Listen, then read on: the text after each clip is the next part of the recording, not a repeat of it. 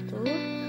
Perkenalkan, kami dari kelompok 8 yang beranggotakan Aditya Nova Pratama dengan NPM 191132153499, Muhammad Abdurrahman Sidik dengan NPM 19113220215363, Maulana Ilyas dengan NPM 19113220215359, Muhammad Arsyad dengan NPM 19113220215347, dan saya sendiri, Hanifah, dengan NPM 19113220215364. Di sini kami akan menjelaskan materi tentang keputusan pendanaan sewa guna atau leasing dan pendanaan jangka menengah, termasuk perhitungan biaya leasing. Leasing. Arti leasing adalah suatu perjanjian yang memberikan hak untuk menggunakan harta, pabrik, atau alat-alat yang lain selama jangka waktu tertentu. Dengan kata lain, sewa guna usaha atau leasing dapat dipandang sebagai kegiatan pembiayaan dalam bentuk penyediaan barang modal, baik secara sewa guna usaha dengan hak opsi atau capital lease, atau dengan sewa guna usaha tanpa hak opsi atau operating lease untuk digunakan lease selama jangka waktu tertentu berdasarkan pembayaran secara berkala. Jenis leasing dan penjelasannya. 1. Capital lease atau finance lease. Finance lease adalah jenis leasing yang mempunyai kriteria sebagai berikut. Sewa guna usaha mengandung persetujuan yang memberikan hak kepada penyewa atau lease untuk membeli aktiva yang disewa dengan harga yang telah disetujui, atau dengan kata lain penyewa mempunyai hak opsi. Ada beberapa masa sewa guna usaha yang ditetapkan. Yang pertama, minimum 2 tahun untuk barang modal golongan 1, yang kedua, minimum 3 tahun untuk barang modal golongan 2, dan yang ketiga, minimum 7 tahun untuk barang modal bangunan. 2. Operation lease.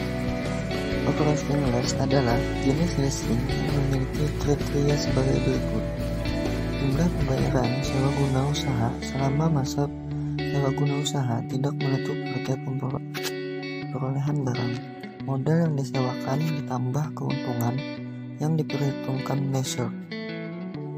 Tidak memiliki hak opsi bagi leasing, sehingga tidak benar membeli atau memindahkan hak pada akhir masa sewa guna usaha bagi leasing. Bentuk leasing.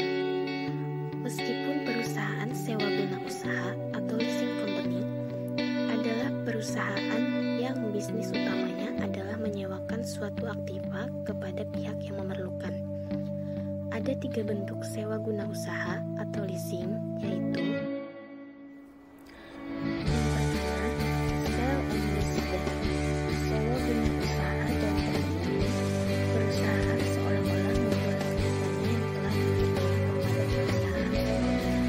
Karena itu memperoleh residual dan kemudian mengambil kembali dari perusahaan tersebut. Perusahaan melakukan cara ini biasanya memerlukan kas yang benar dan cukup banyak, tapi juga masih memerlukan aktiva yang di-sell and leaseback tersebut. Yang kedua, direct leasing. Direct leasing adalah bentuk sewa guna usaha di mana perusahaan menyewa aktiva yang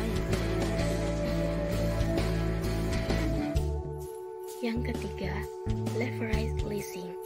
Leveraged leasing adalah bentuk sewa guna usaha yang mirip dengan bentuk direct leasing. Hanya saja perusahaan sewa guna tidak lagi membiayai seluruh kebutuhan dana yang diperlukan untuk memperoleh aktiva tersebut, tapi menggunakannya sebagai pinjaman. Analisis pendanaan dengan leasing. Sewa guna atau leasing hendaknya dilakukan sebagai suatu alternatif pendanaan.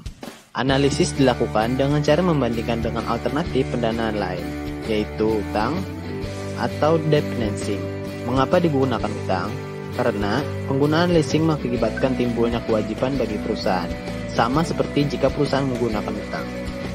Pola cash outflow tidak sama. Pemilihan alternatif leasing akan mengakibatkan pengeluaran kas pada awal tahun, sedangkan utang pada akhir tahun. Penggunaan utang dengan menggunakan utang PT MKN memiliki aktiva tersebut. Dengan demikian, beban penyusutan akan dapat digunakan sebagai pengurang pajak penghasilan. Karena itulah dalam analisis perlu dilakukan atas dasar setelah pajak, baik yang menyangkut penggunaan biaya modal yang relevan maupun arus kas yang relevan.